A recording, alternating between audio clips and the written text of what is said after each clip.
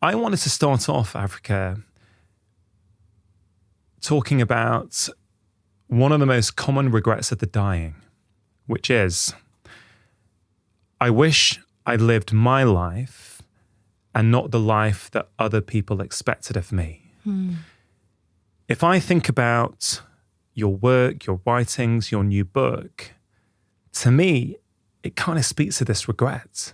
Gosh. How does that land for you? Ooh. My entire body is lit up in goosebumps because you've just articulated it in a way that I've never thought before, but in a way that feels so intuitively true, that the reason I stand for brave expression in the way that I do, the reason that I push back very firmly but compassionately, push back against self-censorship or us overly editing our thoughts, agreeing with things that we don't actually agree with, is that it really is one of the things that leaves people in a place of just severe self-distrust. And what you just said reminds me of that thing, right? There are people that are still existing as if they are living, but they are already dead inside, you know? And it reminds me of that very thing that we think from moment to moment that we are just allowing something to fly, just agreeing because we want to keep the peace, we just want to belong. But actually what we're also doing is getting further and further and further away from ourselves. And yeah, that quote really, really speaks to me. And I know that it's going to for a lot of people as well. But I just hadn't thought about it as one of the biggest things that people will regret is not allowing for themselves to express what is actually true. Yeah, I'm fascinated by these regrets of the dying. I talk about it often on this show because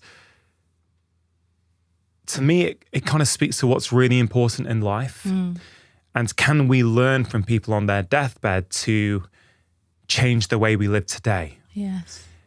And I think one of the reasons I'm so passionate about your work is because I think on many levels it speaks to something I have struggled with in the past, which is actually truly expressing who you are to the world, right? And I don't think this is just relevant for people with public profiles like me or you. Yes. Right? This is relevant for every single person. And it seems to me, Africa, that in society now, the way we are living, the way culture is moving on, so many of us are, in your words, self-censoring, and we don't even realize that we're doing it. No, and I write about this and I wonder what you think. But I think we get rewarded for it. We've sort of built this environment online and offline, but I think we get to see it just in a very different way online, where actually you get rewarded for agreeing with the majority. And you get severely, severely, severely punished in many instances for saying, actually, I don't view things in that way. Or I don't agree with that. Or I've changed my mind.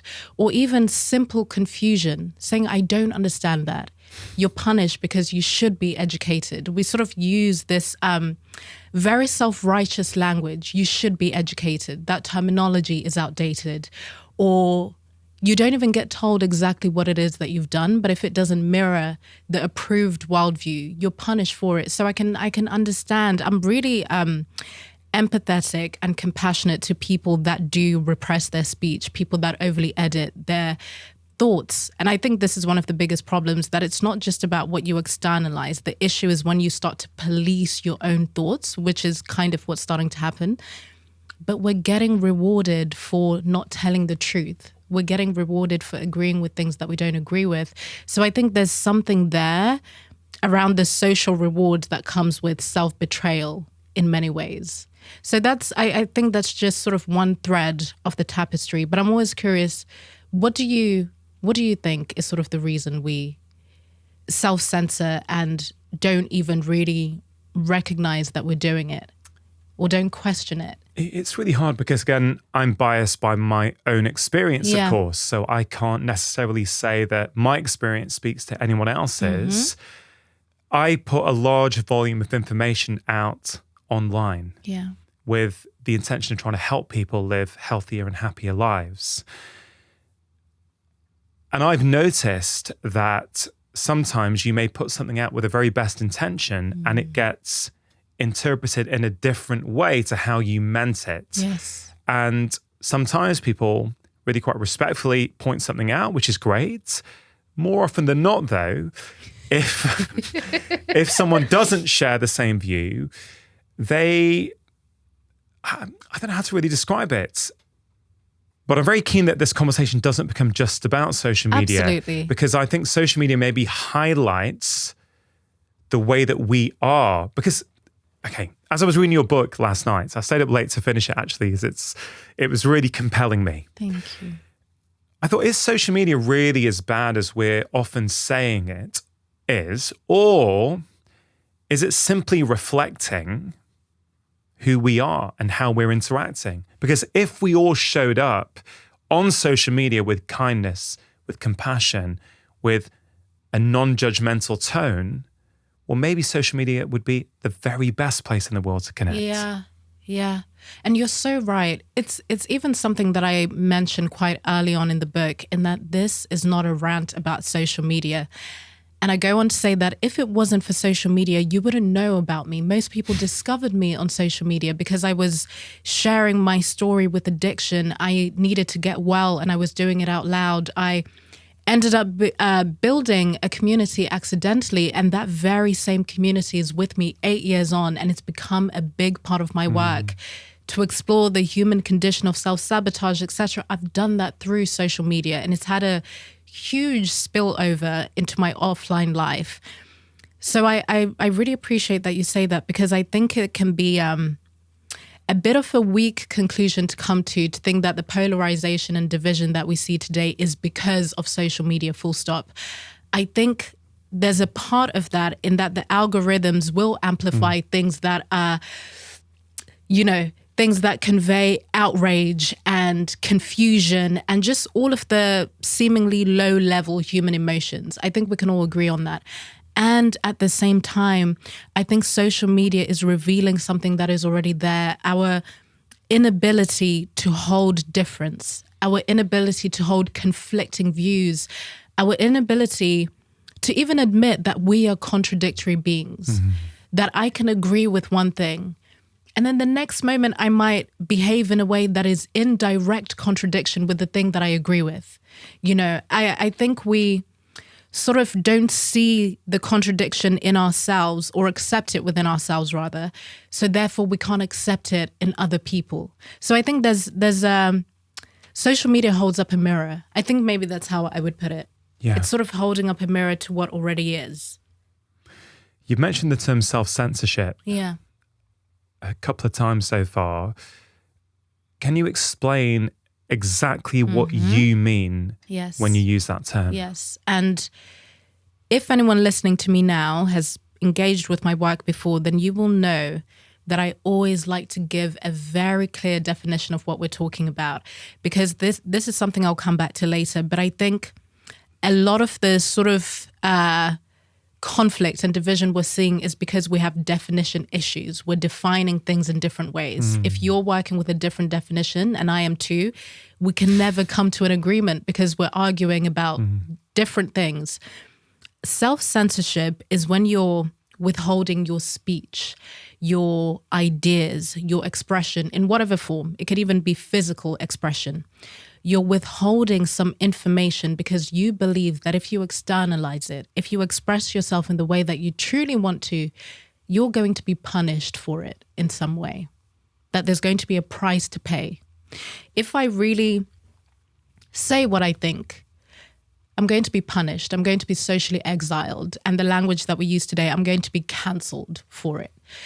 If I truly, let's say you're someone that's from a very conservative community, very conservative family, and you want to dress in a way that is maybe very liberal, a way that is seen as a very Western way to dress, a way that people in your culture are not used to women or men dressing like, you might think that if I do this thing, I'm going to be punished, I'm going to be exiled, there's going to be a cost. So self-censorship, I think, we think it's just about speech, what it is that you're saying, but it's in your entire expression. What parts of yourself are you holding back because you feel that if they're shown to the world or even to yourself, there'll be a price to pay. So it's very fear-driven. I think I want to make that point very clear, that it's fear-driven, because a lot of the time people will say, well, Africa, isn't that just being tactful? I'm not actually self-censoring. I'm just being tactful and reading the room. It's not the same. Self-censorship, by definition, is driven by fear. Please, let's not confuse it with having a social filter. A social filter is a thinking skill that we all use without even realizing we're using it, right? You truly read the room. You understand that certain conversations, you can't really have them with your family because of many different reasons: cultural reasons, generational differences, difference in humor, difference in understanding. But you can have the similar conversation with your siblings who are maybe a similar age. It's discernment. It's knowing your audience, knowing the context, knowing that there's a time and a place, reading the room. Maybe it's too early to make a critique. You need to hold space for someone. This is discernment. It's grounded. So, I think it's important to make it very clear that self-censorship is fear-driven. Let's not confuse it with social filtering, which is grounded discernment. How does someone know the difference? This is something that I think about all the time, and I tend to kind of have different answers because I don't think that there's a neat conclusion to any of this. Yeah. I think you discover the difference through practice. I think sometimes even when you're social filtering and reading the room, you might feel discomfort in your body. But I don't think that discomfort and I really want to know your perspective from like a nervous system point of view, like a somatic point of view. I do think that discomfort can be very different from pain. And I think self-censorship will feel on some level like a betrayal because you know that you're not being truthful. You know that you're not being in integrity. You know that you're agreeing with something that you really disagree with, but you're doing so you can stay safe. Whereas I think social filtering and saying, actually, this is not the right time and place, you might feel maybe even a little bit of discomfort because a part of you wants to say something. But I don't know that it would have the same impact, if you will, on your nervous system in the way that truly self-censoring and you recognizing that you're self-censoring does. Yeah, I really like that explanation. I really love what you said at the start, which is there's no easy, neat answer to that question. There isn't. There's no easy way to know, oh, this is self-censoring, this is social discernment, social filtering. Discernment, exactly. I think it is something you discover. It's something I've discovered for myself and something I've often spoken about on this podcast before is this idea that you can't hide from yourself. And that's why for me, a daily practice of solitude is one of the most important practices for health, happiness, well-being, not self-censoring, whatever it might be, because it's only when you have that time with yourself without external inputs where you start to really feel what's going on. Yes. You know, like if you have self-censored in a particular setting, I don't know, let's make this really practical for people. Let's say in your job, you're at a team meeting and you know what the team is saying is not quite right, or you feel it's not quite right and you don't speak up. If that nags away at you for the rest of the day, that evening when you're trying to go to sleep, you're just lying there, you're thinking about it. I would say that's probably, I can't say in every case, but in many cases, that might be an indication of self-censoring. Now, you could also argue that maybe there's a very good reason why you didn't speak up. Maybe your boss doesn't like people to go against what he or she is saying. Right? So I want to be really inclusive to people, and I'm not saying it's easy, and you make it very clear in the book that this ain't easy. But I think if you have spoken up in a very grounded way, using a lot of the tools that you outline in your book, I don't think you'll get that nagging feeling afterwards, that sort of constantly be thinking about it again. Does that make sense? Oh, 100%. And I would even go a step further to say that if you're someone that really wants to cultivate courage and true bravery, not out there in the world, but within yourself, because it really does start with you changing your internal environment, which I make very clear in the book, that I think the assumption immediately will be about, okay, let's look at how other people are being intolerant. Let's have that conversation. But you need to have a look at, where are you being intolerant in ways that you don't realize? Being intolerant of your own thoughts, to say, actually, I can't say this. This is not a good thought. This is a bad thought. And repressing that. Because in that instance, that thing is nagging away at you and you're thinking, I should have said something. But why do I think I should have said something? I think that's the next step to take to even cultivate self-trust, where you get curious about your decision to be silent or your decision to respond. So I think it's not a clear-cut answer, and none of this is, by the way, because it requires you to do a kind of a natural level of self-introspection, where you feel something and you take on the role of the observer and you say, but why didn't I say something? Was it truly unsafe? Or did I perceive that there was some kind of unsafety in the room? Is it because I've never challenged anyone before, so therefore I'm doing something for the first time? So that discomfort is coming because I didn't allow myself to try something for the first time because I'm so used to agreeing. I think ultimately, what I'm sort of hearing, even as we're talking, that all of this is about cultivating self-trust within yourself first, so that you can even be able to discern. Because how do you discern or decide between right or wrong? Was I truly silent because I just didn't have enough information? Or was I silent because I wanted to say something, but I was just so afraid that I might be punished or that there's a cost to my words? But all of it requires a level of introspection that can actually be very fun, because I think it's easy for people to think, oh, but that's a lot of work. Do I have to overly monitor everything that I say and every response I make or every choice of silence? I don't think it's about that. I think it's about cultivating and creating self-trust so that you're able to make clear decisions, you know. You mentioned addiction. Okay. And I know you've had issues, let's say, with alcohol in the past, I think between the ages of 14 and 24, if I remember correctly. Exactly. In the early parts of your book, you talk about this idea that not admitting to an addiction is similar to holding back your opinion. I found that really, really interesting. So we're talking about self-censorship, right? And we mentioned a team meeting where maybe someone doesn't speak up because of fear.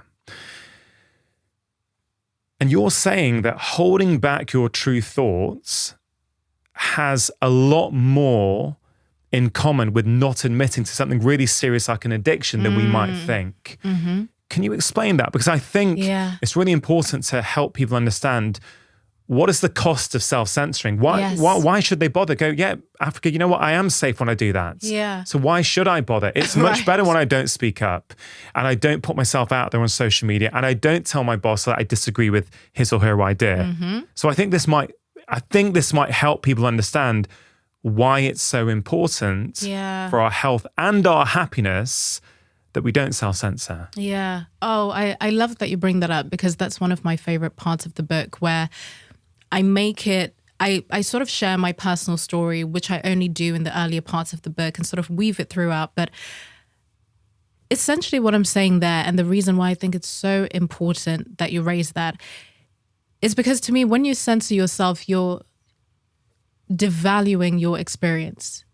You're pretty much saying, and this is unconscious, I understand that, and I want you to understand that. It's not a conscious thing. Most of these things are just running on autopilot, old programming that we haven't looked at to think, oh, is this working? Or do I need to get rid of it and install something much more useful? But to me, when you silence your true experience, you're pretty much communicating to yourself that it's not valuable, that it's not worthy of being heard, it's not worthy of being seen, that it's better to replicate someone else's experience or what someone else thinks of you. So I would say that for those of us that actually care about the relationship that they have with themselves. If you're someone that does value yourself, and I would imagine that every single person who listens to this podcast, every single person who values open conversations like this is someone that wants to be better within themselves. Someone that is so curious about who they are in the world, how they carry themselves, how they treat themselves, the value in which they place on who they are.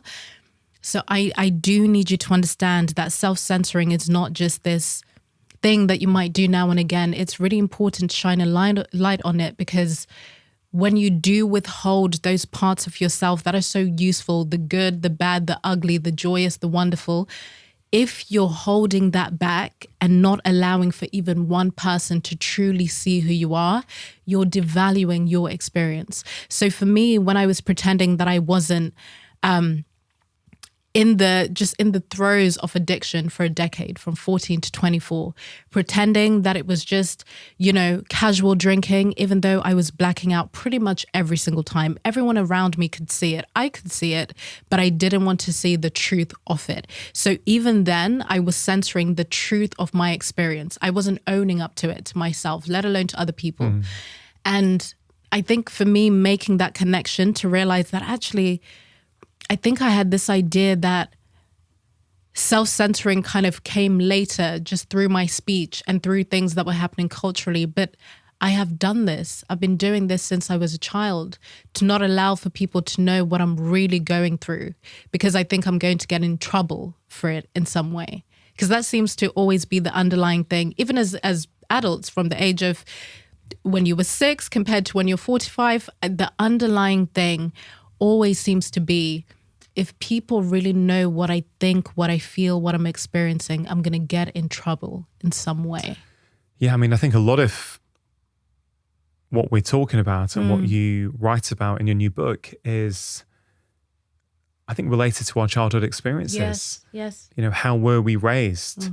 What did our parents or our caregivers permit? What were we allowed to say and share? What was celebrated, what was shut down, when were we made to feel guilty, all these kind of things. And so if you follow that logic, then you could argue that the way you are self-censoring online, with your family, with your work colleagues, in many ways is a window into your childhood. Oh, I love that. And there's a series of questions that I put forward. Actually, through the book, you would have seen it. I wanted to make sure that I'm not sort of just giving people more information to take in and they can read it and think, oh, that's true. I really wanted to put forward questions that are quite deep and introspective. And we tap into that piece on childhood, because I'm someone that actually doesn't think that every single thing you experience as an adult is connected to childhood. I think a lot of it is, but not everything. Something can happen in your early 20s. Something really tragic can happen in your 30s that really shapes who you become for the rest of your life. So I take all of that into account, but you're so right that a lot of things we can trace back to something, even just one incident that happened in childhood. And now it informs the way you share or choose not to share. And something else that I wanted to bring up is there might be people, and I work with a lot of people like this who tend to be men, who are very drawn to this conversation that I'm having, especially from a cultural perspective, but they believe that their problem is not self-censorship. So they are the kind of person that will say, well, I say it how it is. I think other people should learn how to say it how it is. Other people should have a backbone or whatever. But actually, they are experiencing the very same problem that those that struggle with self-censorship do, in that their communication is ineffective, full stop. So they are the people that don't have a refined social filter. So you have people that can say, okay, self-censorship is my issue. I'm struggling with knowing what to say. I feel resistance around saying what I know to be true. I feel resistance around saying, I don't know, or I've changed my mind. And then you have people on the other side that have an unrefined social filter, where they will not use discernment in any conversation, where they maybe don't have as much empathy and compassion as they would need to in order to be more effective. Maybe they are the people that prioritize facts and logic over emotion in that when they're having a dialogue with someone, they really can't see where someone is coming from. So they're very narrow in their own worldview and their communication. But ultimately, the two people from the two groups are still being very ineffective in how they communicate. So that's also something that I wanted to speak to. Yeah, you say in the book, don't you? Saying everything and nothing are not your only two options. Yes. There's the in-between. The in-between. I mean, I don't know if there's any research on this, but how many people do you think this affects? How many people out there? What percentage of the population would you say self-censors? It's something that I think about all the time, especially from culture to culture, because I think the conversation I am having now and focusing on now, it's from a very Western lens, even though I know it spills over into different cultures, and I'd love to have the culture conversation with you. But I actually think there's a huge silent majority. There's a big, big silent majority. I think we only ever hear from the extremes, and we see the extremes online, right? But I think you just have to speak to the people in your life to know what is true.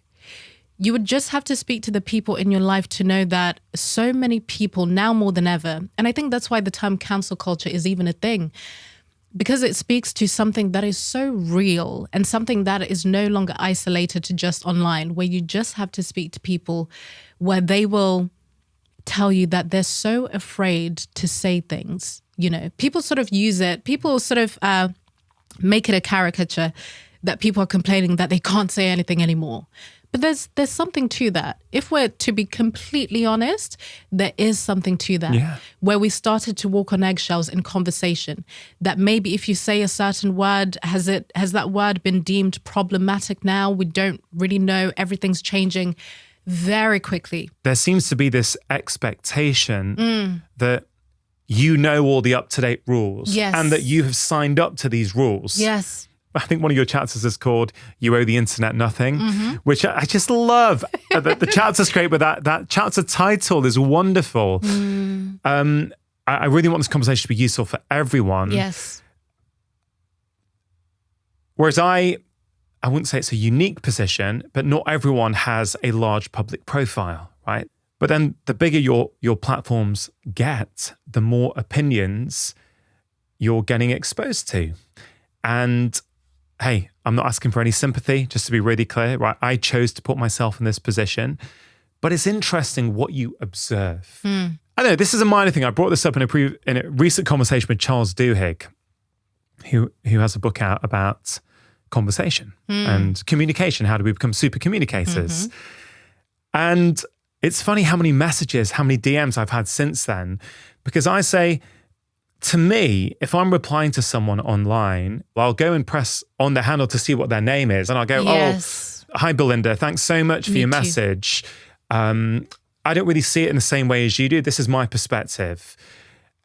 And the amount of people who don't say, hi, Rongan, hi, anything, they're just like, what episode is that? You know, and I get it. I get people are busy. But if you zoom out for a minute, you go, what has happened to us as a society, as a culture, where we no longer have time for the basics of communication? Like, I think it's so important. Gosh. But it's so unfashionable now.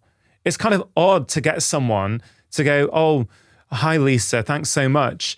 Right. Do you know what I mean? Yes. Yes. And actually so many people that sent me DMs go, wow, you know, I've noticed as I do that. And so they said, I'm really sorry. And they've said, I've now started to change. Now, listen, it's just a tiny thing, but it's our humanity, isn't it? Yes, absolutely. I love that you're bringing this up. And I'm just writing down the term micro moments and micro interactions, because it's something I think about all the time. And I'll come back to it. But that thing you're speaking to, there might be some people, most people listening to this don't have, let's say, big public platforms. And I threw in the word big very intentionally, because if you're using the internet today and you have a public profile and it's not private, you are somewhat a public figure. Okay? Times have really changed. And the reason that I bring that up is because there used to be a very clear difference between someone having 10,000 followers, someone having 20,000 followers, and maybe the person that has a big audience says something and there's uproar. But you could have 10 followers and make a post that you think is relatively innocent and is not even that important. You didn't say anything huge. Turn off your phone and go about your day, come back, and it's gone viral. And now you're being ripped apart in the comment sections. You're being dogpiled. People are telling you what you said is problematic. People are saying that it's wrong. I say that because this conversation is important for all of us. All of us. And the thing you're saying around how people will speak to you and approach you, I sort of group that as part of the dehumanizing that's starting to happen online, where we treat people like platforms and brands and resources and don't think about the human being behind them. And the higher the follower count, the more we think it's okay to dehumanize them. It's quite mad, isn't it? To make sure you're taking action after watching this video, I've created a free breathing guide that's going to help you reduce stress, calm your mind, and boost your energy. In this guide, I share with you 6 really simple breathing practices that work immediately. Even just 1 minute a day will start to make a big difference. To receive your free guide, all you have to do is click on the link in the description box below. It's quite mad. At the same time, for me, it's been one of the best tools for my own personal self-growth. Yes. And I say to people, if you have a public profile in 2024 and you ain't done the work, you're going to really struggle because you are not wired to have this many opinions about you. Frankly, this applies to anyone. We're not wired to have this much information. Full stop. Coming into our brains. You write about this in your book. We're not designed. It's too much. It's information overloads. Think of what that does to someone's nervous system. Because even just one comment, it's that thing, right, of you could have 200 comments saying, Rongan, your new book was incredible, loved the podcast, etc. Then you just have one comment, just one, that says something that completely opposes it, something that really touches something emotive within you. And then you almost don't really feel or connect to the other 200 anymore because we have that negativity bias. Now imagine that happening with thousands of people telling you that you're a bad person, that you're outdated, that you're some kind of bigot. Insert whatever insult you want because online people think it's a free-for-all.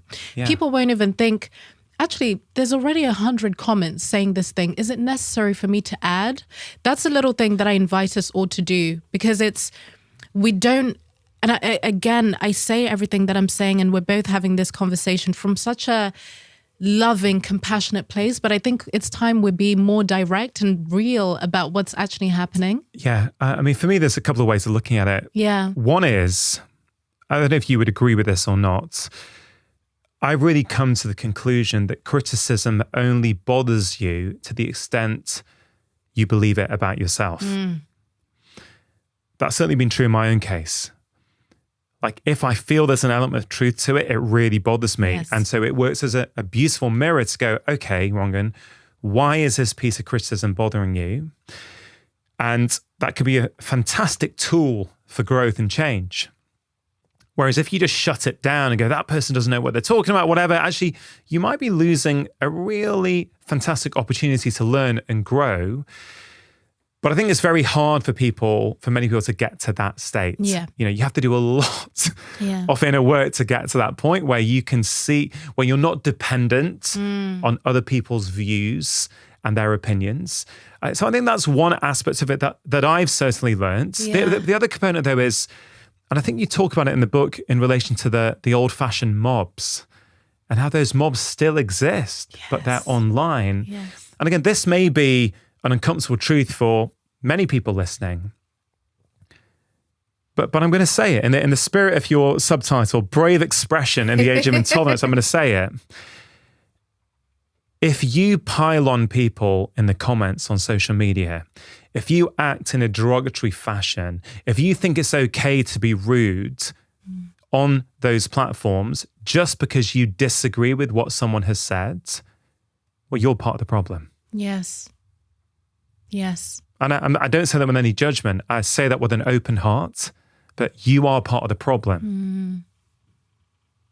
I really just needed to let that sit, because that's the essence of really just what I'm trying to put forward. But even before that, it's the very same thing that I had to tell myself, that it could take a single moment, because the way that we experience the digital world, you're just by yourself on your phone. There aren't 10,000 people next to you doing the same thing, sending an angry comment or being reactionary.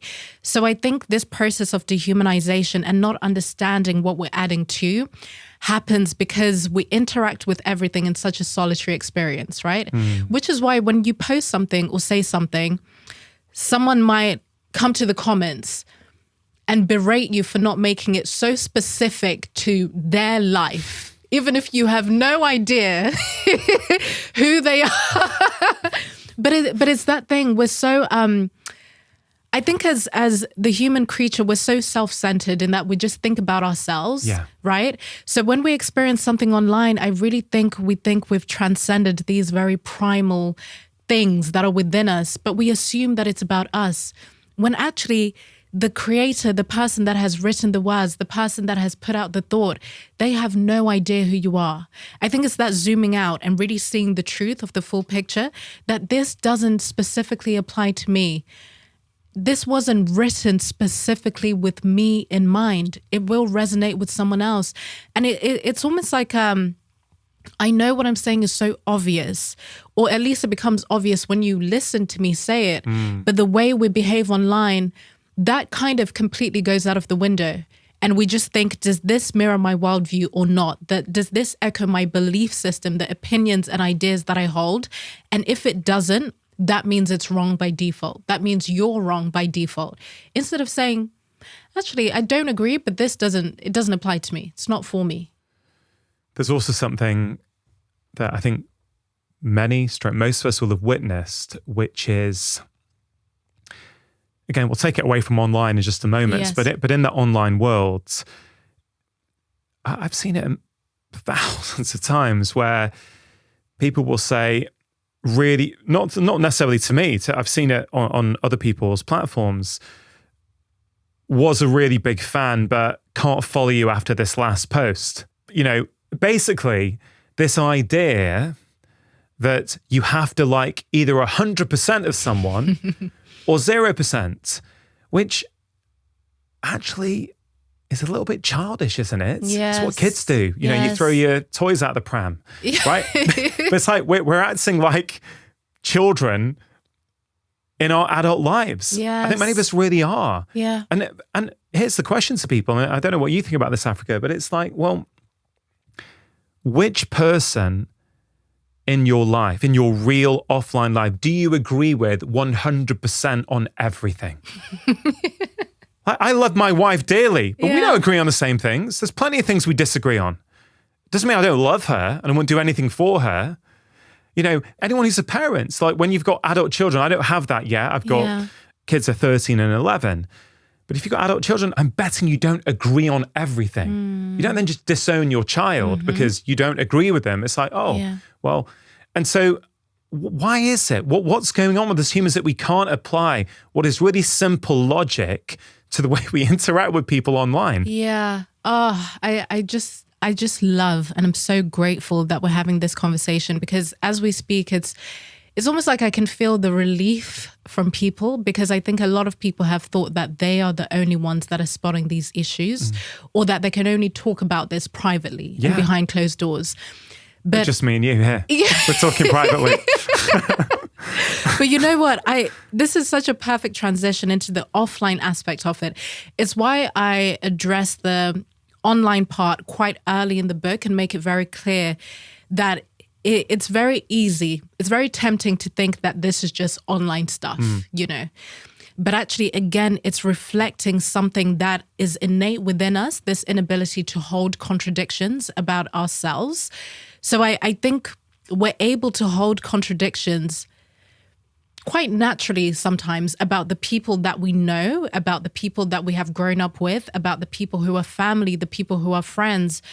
But for whatever reason, and this is what I want us to explore in real time. For whatever reason, online, we start to chase this moral perfection. It's almost as if it's a way to deal with the things that we can't say offline, or it feels like it's just like online, we get to pretend we're perfect. Online, you don't have to be contradictory. Online, you can have the perfect opinion. Online, you can be on the right side of history. Online, you can create your own reality, whatever it looks like. You can choose who you follow, who you unfollow. But the algorithm kind of gets in the way because it's still going to serve you with people you disagree with. But in your real life, especially if you haven't cultivated the courage that is so important to say, actually, this person is all of these things, but I love them anyway. It's almost like you get to express all of that online. Yeah. So I think there's something there. Yeah, I think you've nailed something there, Africa. It really, really landed for me. And I know when I started off this conversation talking to you about one of the most common regrets of dying people, you said that you haven't thought about your work through that lens before. I wonder if you've thought about it through this lens or not. I think your book, The Third Perspective, could be seen as a health book. The reason I say that, and these are ideas I'm exploring for my next book myself. Yes. This idea that if the person who you really are and you know yourself to be and the person who you are being in the world are different, right? So that can be a small difference, that can be a big difference, but there is a gap. A void is being created. And in that void, it is so uncomfortable for us that we will lob stuff into that void to stop us from feeling and experiencing it. So I think one of the main reasons why people can't make change that truly lasts is because it's all symptom suppression, right? We talk about food and movement and sleep and stress. And I've spent years trying to talk about these things that give people options. And I think they work very, very well. But some people struggle to turn the short-term change into long-term change. And that's, in my view, because if you haven't addressed this deep core,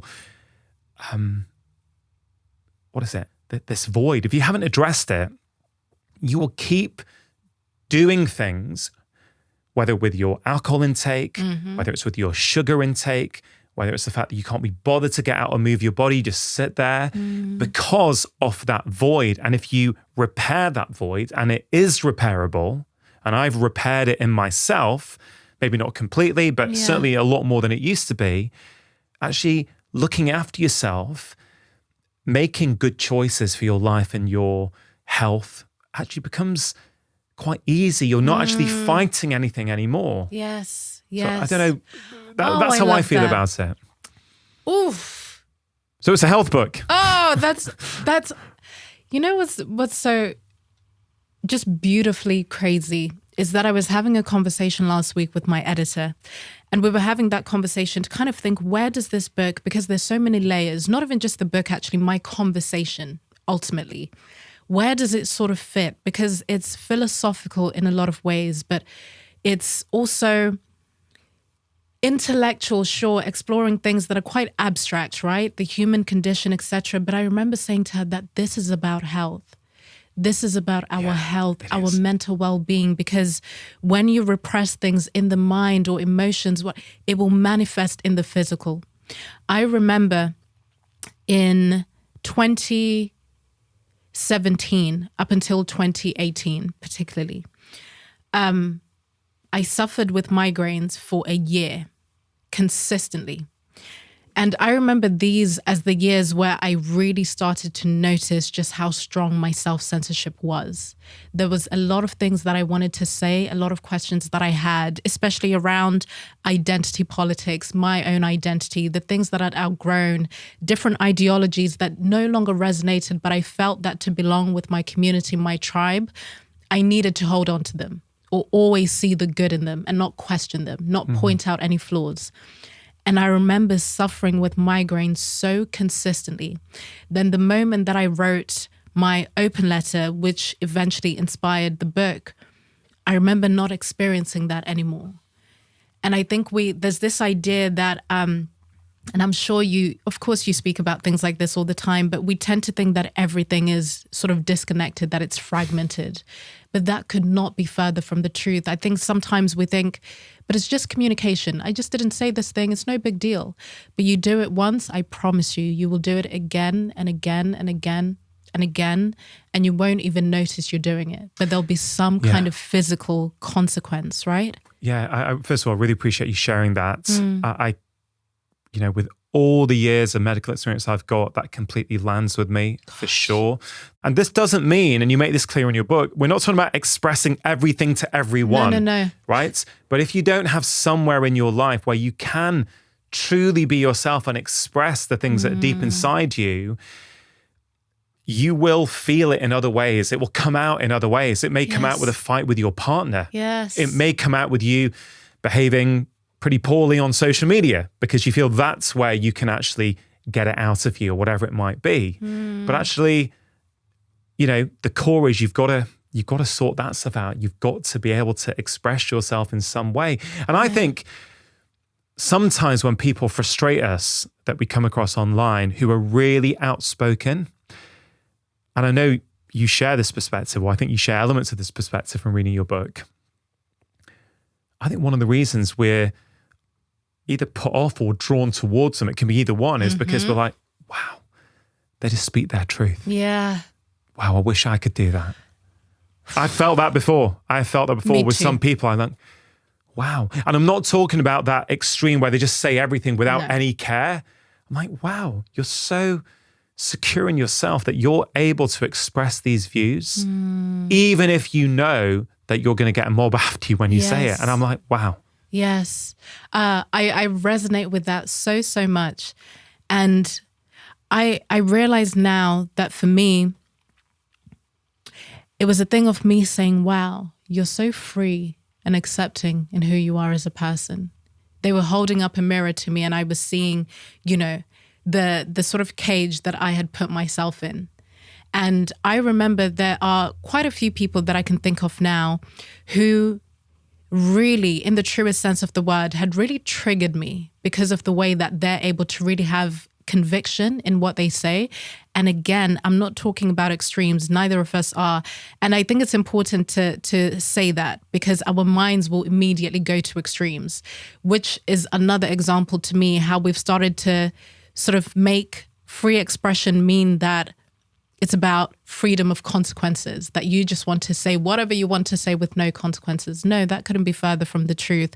And I remember when I was encountering people who were just so brave in their voice, stood by their words, were willing to withstand the criticism, listen to the criticism and be like, okay, I'll sit with that and see whether that is actually true or not.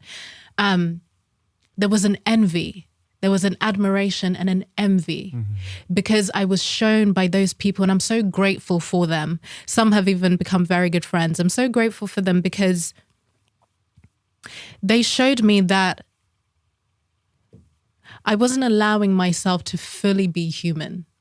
I wasn't. I was trying my very best to be this perfect Africa. Someone who's flawed. There were flaws that I was willing to accept, like my addiction, my own struggles with self-sabotage, allowing for my story to help me help other people. But there were still parts of myself that I was just not allowing the world to see. But for it to even get to the world, I had to see it first. I wasn't allowing myself to see it because I thought it would lead to rejection in some way. Maybe my audience will reject me, Maybe the people that have become fans or people that have started to admire me because of who I am now, if I show this other part of me, they'll disconnect. And these things were not conscious. I wasn't saying this out loud, but this was the running commentary that allowed for me to stay in self-censorship for a very long time. And I just hold so much compassion for all of us. And the thing that you said around the void, I wrote, who you are and who you want to become, right? That gap between. It's so important to shine a light on that incongruence. Because if we don't, I think that's when we double down on the performance because it's so uncomfortable to look at the truth, right? And I've seen what it looks like to double down. For a brief time, I doubled down because it was way too uncomfortable to be like, oh shit, I have been out of integrity, you know? And I think a lot of us are in that middle part, again, in a third perspective in a lot of ways where you don't have so much clarity, so much uncertainty, but you know that your current way of being, it's just not working anymore. Yeah. It's just not working. And we get to change that. I think that's the most exciting thing. We actually get to change it, to become aware and say, what if I try doing things a little bit differently, you know?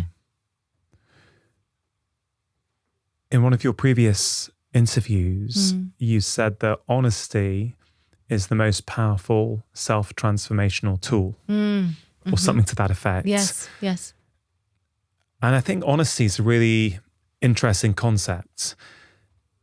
If you ask anyone who's listening to this right now, are you an honest person? I think everyone will put their hand up and go, yeah, I'm honest. I'm an honest person, right? We all like to think we're honest, but there's different layers and there's a different depth to certain, how can I put it? There's being honest, i.e. you don't steal, you know, if you find £10 on the side of the street, outside a shop, you go into the shop, right? There's that level of honesty, but there's also the honesty where you are truly, truly honest with yourself. Right now, in your book, you talk about this 3-step process, as it were: awareness, responsibility, and expression. So first of all, we need to become aware. That's the key step for all of us in whatever we want in life, right? Yes. But how does honesty play into awareness, and why is honesty so transformational in your view? Oh, I love that. I love that. And the three sort of pillars and the 3 anchor points for even just the conversation we're having, to me, it's awareness, responsibility, and expression. And it's very intentional that it's in that order, because when people come to me, for example, in the work that I do, they want to rush to the expression piece. And I wonder if you get this in some way with your work. Give me the strategy. Give me the 6 steps. What do I say? Maybe even through this conversation, someone was kind of just waiting. Okay, so can you give us the script? You know, we're all kind of waiting for the script, and I get it. But without being aware of what's currently working or not working, how can you get to the expression piece? So then maybe you could think, okay, just having the awareness, what am I afraid of? Where does my resistance lie? What's working and what's not working? You could, so much information, right? You might think that's enough preparation to go to expression, but it's not. Responsibility is so key. Are you willing to take responsibility for all of that information that has been revealed to you? Or are you going to blame? I'm repressing my speech because of cancel culture. I'm repressing my speech because other people are intolerant. I'm repressing my speech and my general expression because of X, Y, Z. There's a level of personal responsibility that is so non-negotiable with everything we're talking about. You have to take responsibility for your so-called wrong thoughts, the things that you want to share. Again, we're not talking about the extremes. We can use common sense, right? The things that you want to put forward that go against the grain a little bit. In that meeting, the things that you didn't say before, are you willing to take responsibility for them now? That conversation you need to have with your partner, with your children, are you willing to take responsibility for it now? So all of these 3 are anchor points for a reason. And where what we're talking about now sort of falls into it, the responsibility, I want to tap into it a little bit more, because it reminds me of that thing you were saying around the void. I write about something called embodied values and desired values, and it ties into the honesty piece. If you were to ask most people what they value, honesty will absolutely be one of them. Honesty, transparency, freedom, communication, community, friendship, deep relationships. There's so many things that if you really give someone the space and time, they'll be able to make a list. But something that I always say, and I invite you to do this now as you're listening, even write down maybe 3 or 4. then look at the results in your life.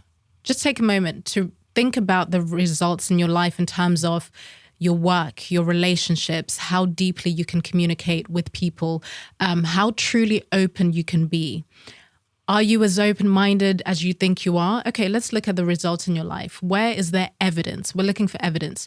What is the evidence suggesting? Because for a lot of us, the values that we would list are not actually as embodied as we like to think. They're more desired. I wish I was that person. I wish I was more open-minded. I wish I was more honest. So maybe you're able to be open-minded and honest, but not in as many areas as the evidence actually shows. And I think that's a very cool exercise that I put forward and invite people to always come back to. I do it all the time because I want to be shown what is true and what am I sort of making up so I can have this perception and self-image that feels good and comfortable. Yeah. Do I really value open-mindedness? Or the moment someone shows a different worldview, I shut them down immediately. I start to question who they are as a person. I don't even ask further questions to actually make sure that the assumptions that I'm making are accurate, you know? So I like doing that little exercise of embodied values versus desired, because I think it can get us being more honest and also allow for us to have more effective conversations and general interactions offline and online. Yeah, I love that. What a lovely exercise. Can I ask you a question? Of course. What are your values?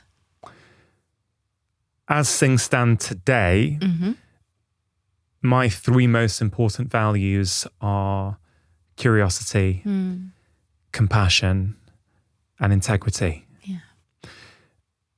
Having said that, I've been doing a lot of writing over the past few months, and my current belief is that the value which is the highest of them all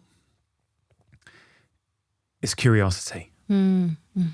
Because I think if you really value curiosity, you embody curiosity, you start to interact with everything in your life, external or internal, with curiosity. I kind of think compassion and integrity come along. Yes. As a natural side effect of that. Yeah, that's even better because I like to know the why. And as you were speaking, something came to mind around how I think sometimes we confuse suspicion for curiosity.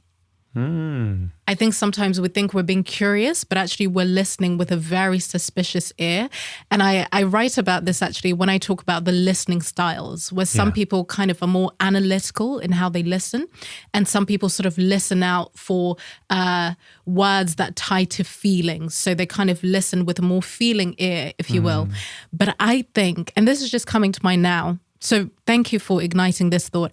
I think a lot of us would say that we're curious, but actually we're more suspicious. And I think the culture that we've started to create online, offline, speaks to that we've become a little bit sort of, we're scanning for offense, we're scanning for malicious intent.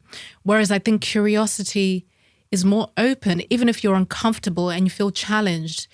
You sort of lean in energetically instead of pulling away. But I wonder if we confuse the two.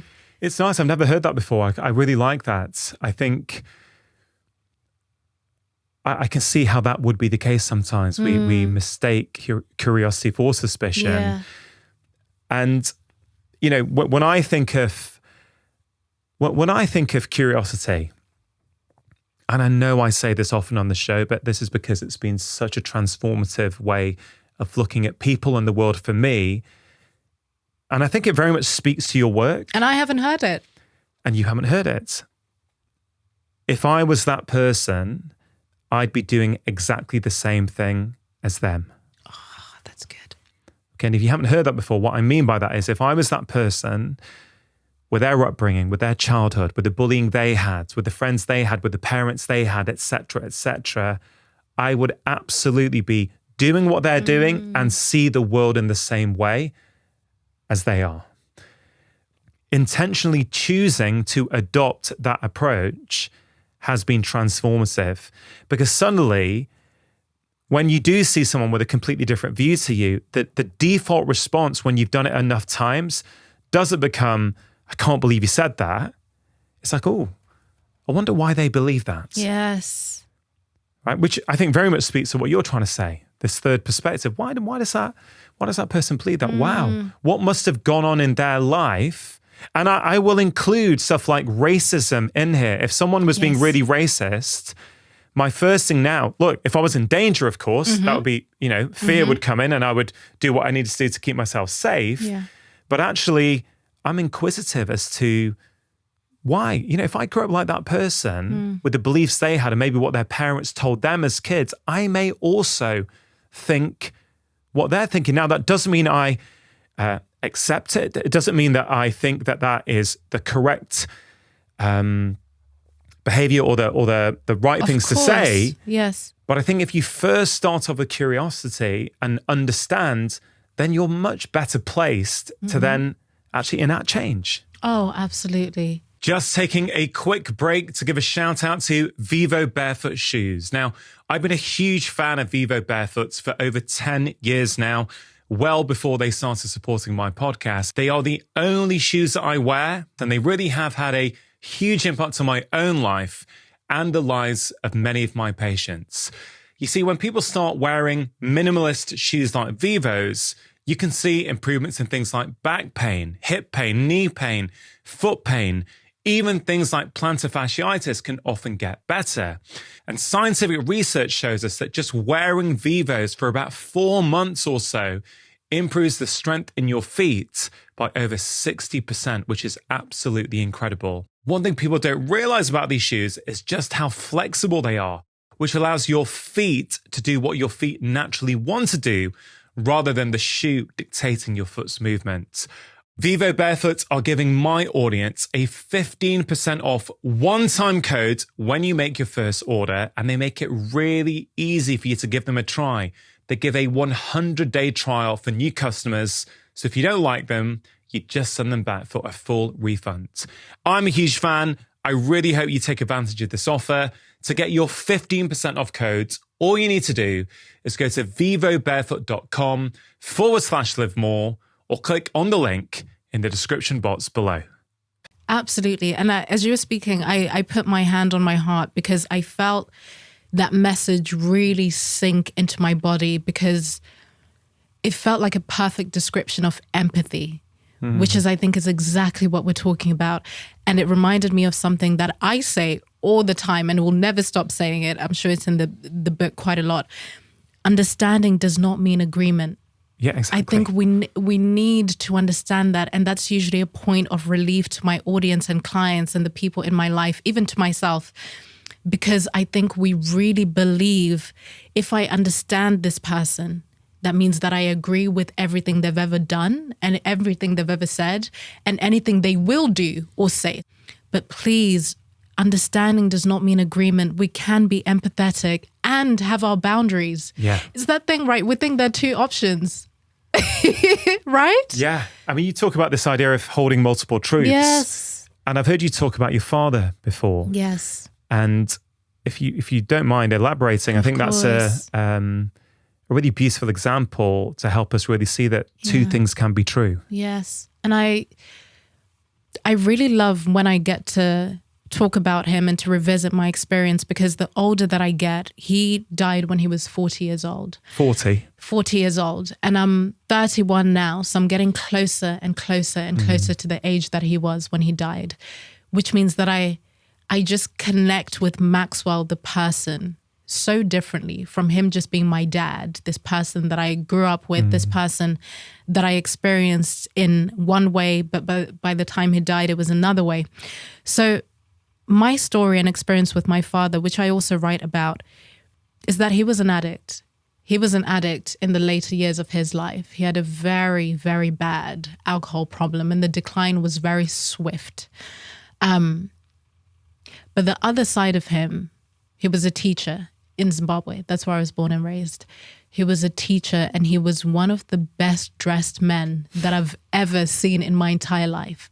And so charming and so polite and so thoughtful. You know, that's why he loved teaching, because he was so patient in many ways, which was a direct contradiction to the person that he then became.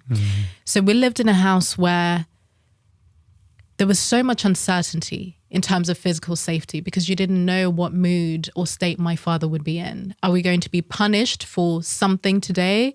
Or is he going to come home and give us pieces of paper to draw because he wants to see our art? But then the next day he realizes, oh, he gave us his work documents. So now there's drawings all over his work documents, and we're going to be beaten and punished for it. So there was a big sort of juxtaposition from day to day. I bring that up because when I really sat with my life story through the lens of sobriety, I've been sober now for 8 years. Congratulations. Thank you. 9 this year. Which is, I never thought I'd be able to say those words, ever.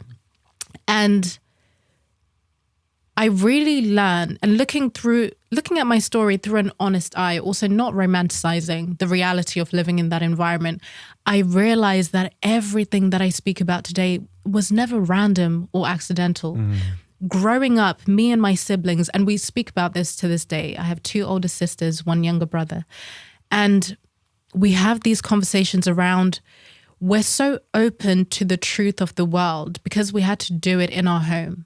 We had to hold 2 realities where our father was just the most brilliant man, and he could also be extremely abusive. And he was also evil in my eyes for a very long time. But he was also all of these things. And now I speak to his siblings, those who are still alive. I speak to people that grew up with him when he was a boy. I speak to my mum, and she tells stories about how they met when she was 19 and he was 20. When they used to go to Bob Marley concerts in Harare, when he would come in the 70s. So I get to humanize him again. I get to humanize him and remember that he wasn't always this one-dimensional person that I got to know in the later years of his life. And as I was becoming a preteen, you know. So I think that thing that I'm saying of understanding does not mean agreement. I understand my father. I understand his path to addiction. I understand that he was in a Zimbabwe that declined so quickly, and from one moment to the next, he no longer had a job. He could no longer provide in the way that he wanted to. There was so much shame around being a man and not being able to provide. There was so much resentment towards my mother that she still had a job, and a good job at the time, so she had to be the provider. There's so much context that I have now, and I understand, and I love him. And I don't agree with his behavior and what he did.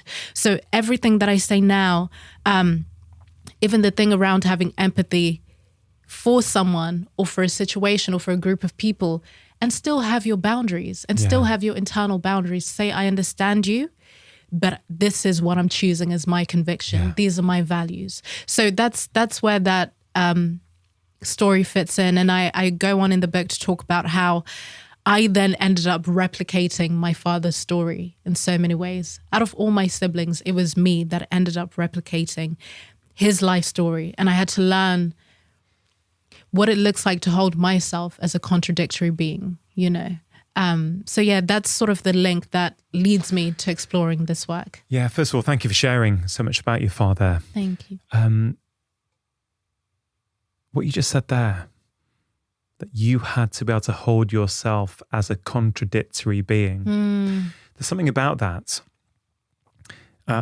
As I hear that, I think about perfectionism. I think about the conversations I've had on this show before with people who have studied perfectionism, and that it is rapidly on the rise, not just since the social media age. The research suggests that it's been on the rise since the 1980s, which I find really, really interesting, because I would have thought it would have massively increased because of social media. Right. But the research I've seen, or certainly the research I've been exposed to, suggests it's been going up steadily since the 1980s. But why I think about that in relation to what you just said is because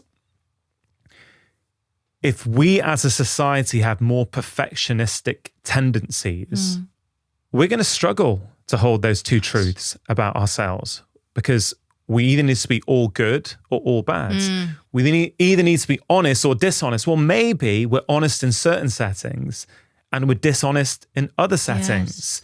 Like I've always found that this idea that we have everything within us really, really fascinating. I spoke to Robert Greene a couple of years ago on this show, and he's brilliant. Yeah, he's wonderful. And I relayed to him the conversation I had with Matthew McConaughey on this podcast many years ago now. And I never forgot this idea, what Matthew said to me. Matthew, as if I know him. You know, I spoke to him on the show. I won't call him a friend. You could have said Matt. Matt, yeah. So I said Matthew. I exactly. But I had always assumed that when you are acting and you get a new role, you have to get into character. You have to imagine, how would that person act and speak? And he said, no. When I'm being offered a new role, or when I'm preparing for that role, I have to find where that person exists within me. Oh, that's good.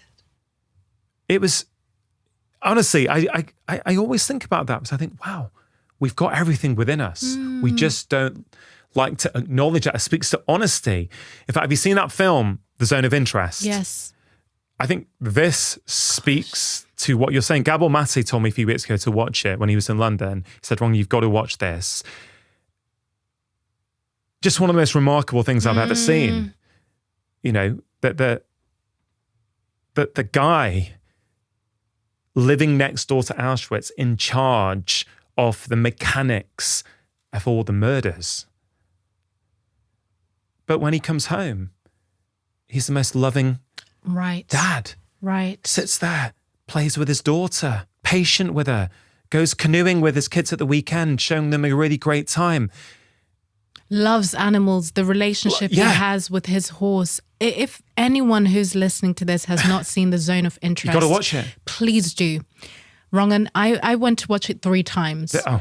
I went to watch it 3 times because I don't know that I've ever seen a piece of art that really shows you the importance of not only you, the audience member, holding multiple truths about the characters that you're witnessing, but it was a demonstration in people that were holding multiple realities quite tangibly. Yeah. And the sort of message of morality in there as well, and the sort of human shadow, and the relationship of the lead character with his animals, and yet still doing something that is so... thank you for bringing that up, because I think, something that I think all the time, I just think we need to have a even bigger appreciation for art and artistic expression. It's now more than ever, because I think art can speak to the things that sometimes we're not able to understand in this overly intellectualized, abstract way. But the thing is, there's so many artists that message me probably every single day, really high level, hyper famous people, and people that are just starting out, that are censoring themselves, that feel as if they can't put their script out into the world because they're a white person and they've written a black character. People that think they're going to be ripped to shreds because what they have to say might be deemed problematic 2 years on. And well, let's just be clear on that. They may be ripped to shreds. Yes. But I guess your message is yes, you may be ripped to shreds, but you should do it anyway. Absolutely. Absolutely. Art, it's another place that I'm very interested in, because I think throughout history, we've always protected artists. And again, I'm not talking about the extremes. We can apply sort of the gems of common sense that have been shared through this conversation. But I think we've always seen artists as people that absolutely need to express themselves through times of war, through times of adversity, through times of when as people we don't really have a language to articulate what is happening in the culture or around us. We need people that can stand for joy, people that stand for freedom, people that stand for expression and courage and bravery and escaping in a way that is healthy. But when you start to have artists being so afraid of sharing a really non-controversial piece of art and everything becomes the same, that's why a movie like Zone of Interest really stands out. When was the last time we saw something so brave? Yeah. It was remarkable. Right? I mean, when artists are not allowed to share their art, that is probably one of the signs of a sick society, right? We can't really have that. It reminds me of Rick Rubin, the legendary creative record act. producer. Yeah. The book, The Creative Act's wonderful. And he said it to me when he came on the show. He said, insecurity is only a hindrance when it stops you sharing something inside your heart. And I thought about that this morning because I thought about your work and what you're essentially saying, or one of the things you're saying, the way I hear it, is that you have to be able to express yourself. Okay, the person who you are is worthy of expression. The people around you are not going to truly know you if you hide yourself from them. Yes, it's what you said too in a different way, which is why I love that with all of this, even just shifting the language still speaks to the same thing of not being over-attached to the response of other people to the point where you adjust your speech, change your art, change an entire book just in case people push back. You have to be willing. I think of it as emotional risks. You're going to experience so many different emotions and feelings before you do something courageous and brave. I think we have this idea that when you're doing something courageous, it's going to feel good. It's going to feel good. You're going to feel that exhilaration and you're going to move towards it. But a lot of the time, you only get those feelings after you do the courageous thing, after you do the brave thing. But we think we need to feel it first before we do it. To me, a lot of this is about not assuming what will happen. Don't assume that there's going to be pushback. There might be. Create a reality where there might be, but why does that have to be the default? Yeah. One of my favorite quotes in your book, and there are many, is in the third section. So first section on awareness, second section on responsibility, third section on expression. Yeah. What are you prepared to risk to remain faithful to yourself? Yeah. I mean, that's it in a nutshell, really, isn't it? You could really put it all into that quote. Yeah. Like, what are you prepared to risk to remain faithful to yourself? And if we think about the regrets at the dying, clearly for many people, they end up in a position where they were not prepared to risk anything to remain faithful to themselves. Hence, they have those regrets on their deathbeds. Right. You know what? One thing that I was prepared to risk, quite a few things actually, I realized that I was really okay with risking this, especially being in the unique position we've spoken about, someone that shares publicly and someone that has built a community and a platform and a reputation. A lot of this is about reputation. We don't want to lose our reputation. I was willing to risk popularity. I hadn't realized, I had to be so honest about the fact that when I was self-censoring and agreeing with things that I didn't actually agree with, I was prioritizing popularity over truth. I really, again, I had this idea and this story that I'm a truthful, open-minded person. But the results in my life, remember earlier when I was saying, just look at the results in your life through an honest lens, not through sort of fantasy, the idea of the fantasy self. Just look at what is, not what you want it to be. My results showed me that I couldn't even be myself with my audience. I'd put myself in a golden cage. I'd created an audience that was never going to allow me to change my mind. So I needed to get on stage and perform. No one else would have been able to tell, because I was still saying things that are brave, things that are still open, but I know myself enough to know that this was not remotely aligned to what my values were and my actual behavior. I was in that void that you're speaking of, getting on stage and performing. So for me, I had to be very honest about the fact that if I want to be free, the risk that I'm willing to take is I'm willing to lose the popularity. I'm willing to lose clients that think maybe they're not aligned anymore. I'm okay with that. I have to be okay with that. And losing clients means financial loss in some way. But I trusted myself enough to know that, you know what, I will always be okay. I was willing to lose an audience that needed me to perform a certain version of myself. I was willing to lose misaligned relationships. And you know what the beautiful thing is? I never had to lose anything. I didn't lose any friends. And if I did, it might have happened so silently that I didn't even notice that there were people that maybe I knew, had association with, but not close enough for me to feel any change. I gained so much, an audience that understood my multi-dimensional nature, that they don't expect me to be a singular being, that where they meet me, whatever post they find or podcast they find is going to be that Africa that I promised to be. No, they know that things will change. I explore things out loud. I grow, I shift, I focus on different things at a time. Just the freedom that I gave to myself. But there was so much discomfort, initial discomfort for a little while that came with me being like, okay, I'm willing to risk these things. And I know the examples I've just given can feel like they're just for people that are in the public, people that are hyper visible, but that's not the case. And in the book, I make that very clear. I put forward this thing that I call a risk assessment framework, where you get to be very clear on what it is you're willing to risk in your everyday life. Because I think our risk levels will be so different. Some people can tolerate more than others. Some people can tolerate the loss of popularity and an audience and clients and financial loss. Some people, they can't do all of that at the same time. And I get that. That's why you get to define it for yourself. But if you're not willing to lose anything, then you will stay in the golden cage. You will.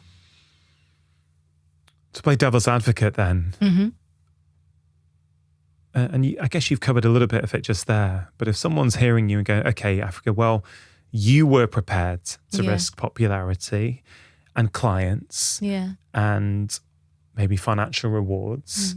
Maybe you were in a position to be able to risk those things.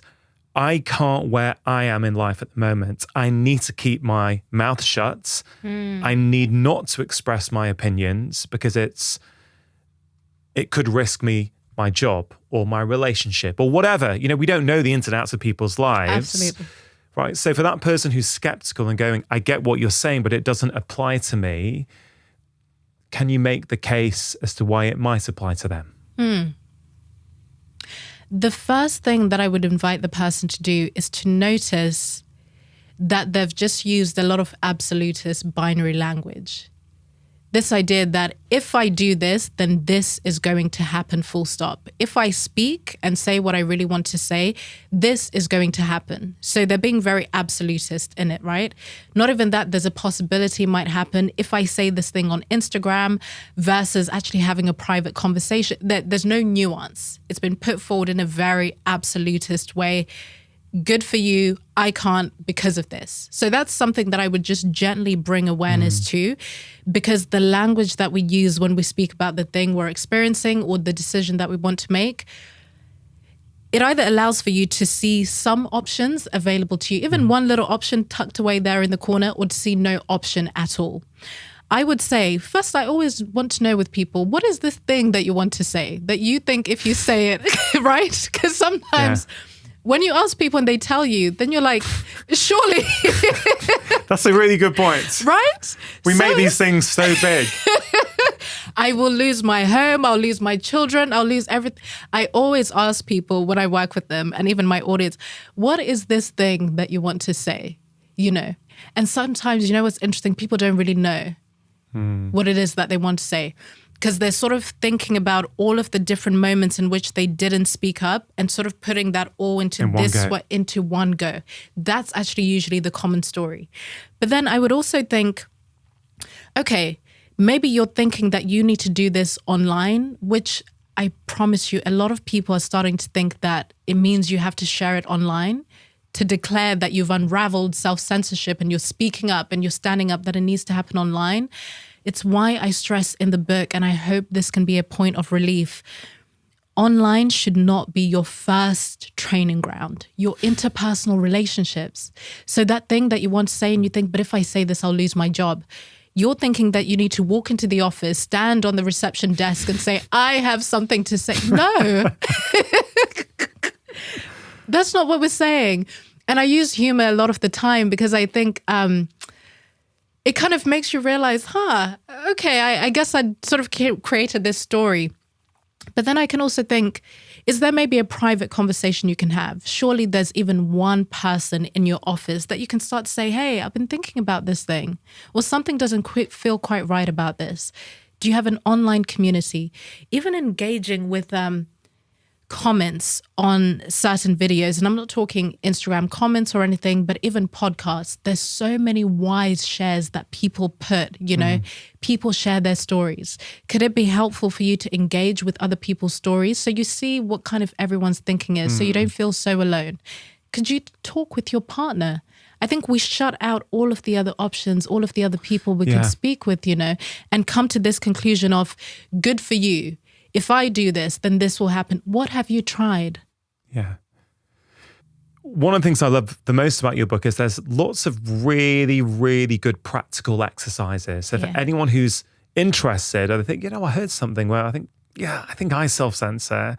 I don't feel as though I'm someone who has the courage to say what I think in many different settings. So I keep quiet and I'm thinking about it when I'm in bed at nights. Well, you have lots of beautiful exercises. One of them is about, as you just mentioned, practicing with a friend or someone who's trusted. I thought that was it's so simple. It's so obvious after you've read it. I know. But until you've read it, it's not obvious. You could go to your partner and say, hey, listen, I struggle to speak up at work.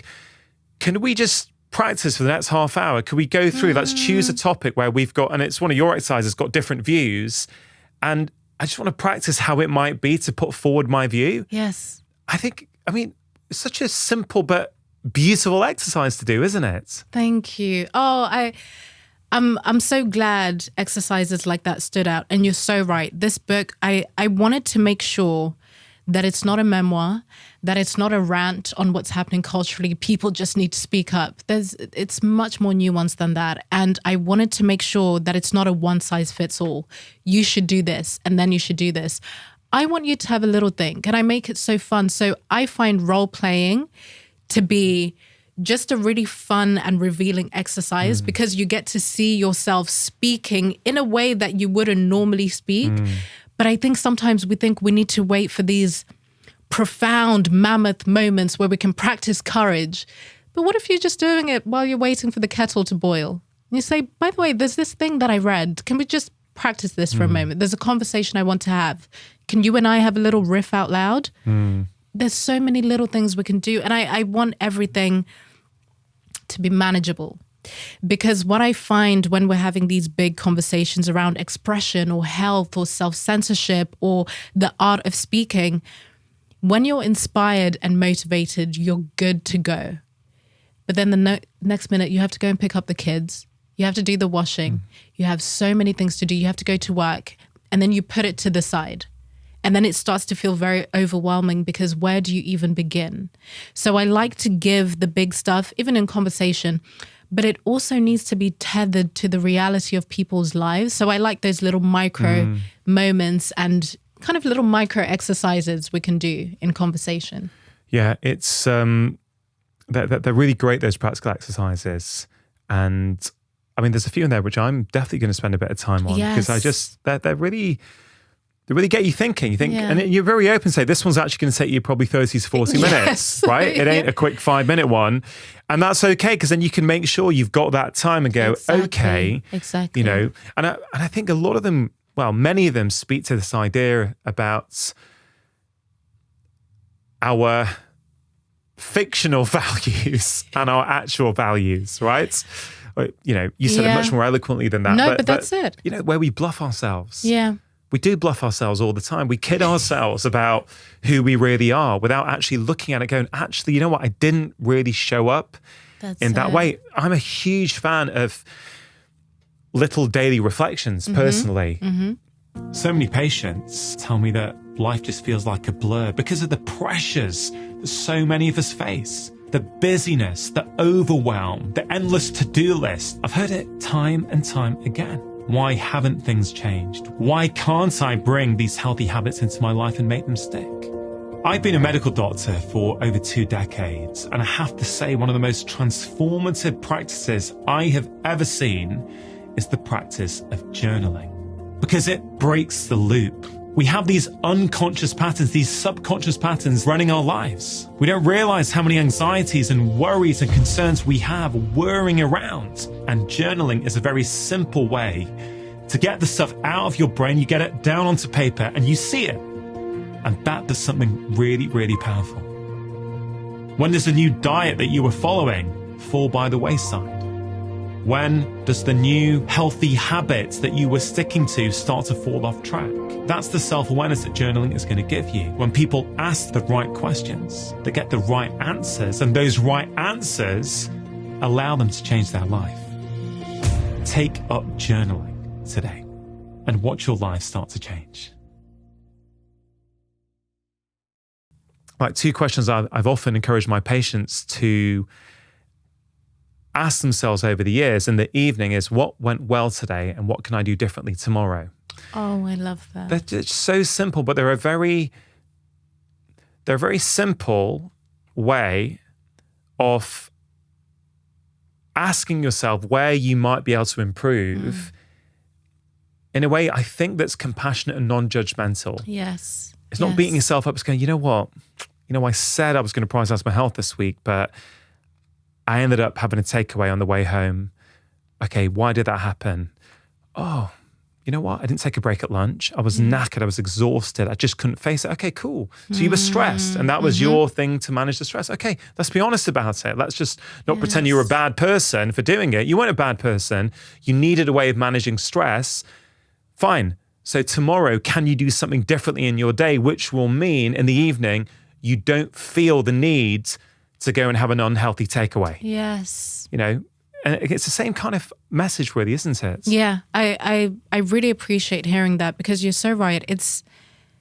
This is not about beating yourself up based on what's revealed to you. And I think sometimes we naturally have a tendency to do that. But I think a lot of us think in order to do the very deep, rewarding work that we need to kind of really shame our past selves, the versions of us that had it so wrong, the versions of us that didn't have the information, which is why I love the idea. I think, have you read The Untethered Soul? I have. Oh, I love it. One of my favorite books. One of my favorite Michael books. Singer, isn't it? He's absolutely brilliant. That book was another book that allowed for me to just start thinking differently and showed me that I can be the observer.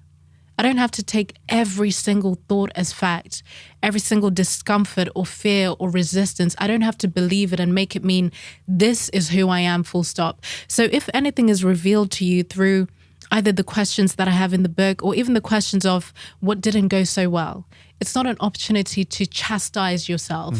It's just like, isn't that interesting? Okay, so what can we do differently? If you realize that you self-censor more than you thought, get so curious and excited about that, because now you know something you didn't. You can do something you didn't know you could do. On that topic then, if we look back at your 10-year period where you struggled with alcohol, which you've spoken openly about on many occasions and many podcasts. I know we haven't gone into a huge amount of detail on that today. As a 31-year-old now, I'd love to know how you look back on that time in your life. I was just speaking about this yesterday with a friend who is also on their sober journey. And I was saying that I think because of this thing of holding multiple truths, something that I didn't have language for up until 6 years ago, to be able to say it that simply. It's actually something that I've always had, because when I started sharing my story even publicly, I was always able to acknowledge the addiction. I was always able to acknowledge the things that came with it that I write about, the compulsive lying, the promiscuity, the kleptomania. Kleptomania was an interesting one because it didn't even have to be anything big that I would just take or steal. I was trying to regain control because I'd lived in such an environment where I had no control whatsoever. So it would feel like taking something gave me that sense of control. And it completely stopped when I was probably 17. But it was something that was very much a part of my story, especially when I was drinking in the way that I did. So there were so many things and so much more there were so many things that I was able to own up to and not hide in the shadows and say, actually, I did this. This is the person that I was. But also, without that version of Africa, I wouldn't have realized just how creative I am. I only felt able and comfortable to express myself when I was drunk or when I was high, because I felt so afraid of sort of being seen. So I would only really allow myself to be seen if I was under the influence. And I thank that version of Africa that was in such destruction, because she was able to really go out there and allow for her talents to be seen. Sure, she went about it the wrong way. We can look at it now and say it was the wrong way. But she showed me this sort of wild, expressive nature, someone who didn't care, and not didn't care in the way of disregarding people, but just didn't have all of these stories. And when I got sober, I realized that those things were within me anyway. Yeah. I was giving alcohol all the credit, but she was that person anyway. She just thought she needed that. But I could have never known that if I didn't walk that very specific path. I would never have known the importance of being a reliable person if I hadn't gone through a phase of being so unreliable that people walked away from me. I would have never known the importance of community if I hadn't had people hold me in early recovery and to be in the rooms and tell me that I wasn't a bad person because of that decade. So I look at so many things through such a loving and honest eye, you know. And also, Rongan, I had so much fun. I think the reason why I don't miss the reason why I don't miss drinking or any of that is because I did it. I don't have to do it again. Yeah. I could be in a different environment, but I'm not going to get anything new. So I adore that girl. She got so many things wrong, but it's fine because we've fixed it now. And again, it's the thing of understanding, not agreement. I don't agree with a lot of her behaviors, but I completely understand her. Oh, I absolutely love her. Yeah. I love that. Thank you for sharing that. I think that's awesome, because I don't think it's helpful for any of us to look back on our past, whatever we might have done with guilt or shame, or dare I say it, even regret. Yes. And I think that regret is a form of perfectionism. I really do believe that more and more. I know everyone may not share that view, but to me, the way I see regrets, which has a negative tinge to it, I wish I should have been able to act differently. I should have known. Well, no, I didn't know. I was doing the best I could. I did the best I could then. 14-year-old Africa was doing the best that she could to navigate the world. Sure, you know better now, but you didn't back then. No. And I think that perfectionism, that belief that we could have done better, I think it's really harmful, because A, it's been and gone. There's no point living your life in the past thinking I should have done differently. You didn't do differently. You didn't. All you got is now. It's like, oh, you know what? There's plenty of things I've done in my life that if I came across those situations now, I would do differently. Yes. I would do differently. Yes. But I don't regret what I did. No. Because I wouldn't have learnt what I now know had I not done them, which is kind of what you're saying. Exactly. It reminds me of when people ask me sometimes, they might say, so Africa, if you were to go back to that time in your life and sort of give advice to your younger self, and I really do laugh every time, because I'm like, do you think she would have listened? Do you think that if I go back to the past and try and impart some words, she wouldn't have listened? That wasn't her season. That wasn't her message. That wasn't her timeline, you know? And I think it's nice to have this idea that I can go back and sit next to younger me and I say, you don't have to do this. And she's like, you know what, lady, you're right. No. And it's okay. That was her part. Do you know what I hear though, as a parent, when I hear that? Yeah. I have so much conflict going on in my head, because I know the most important things I've learnt in life have come from discomforts. They've come from heartache. They've come from, unpleasant things happening, let's say.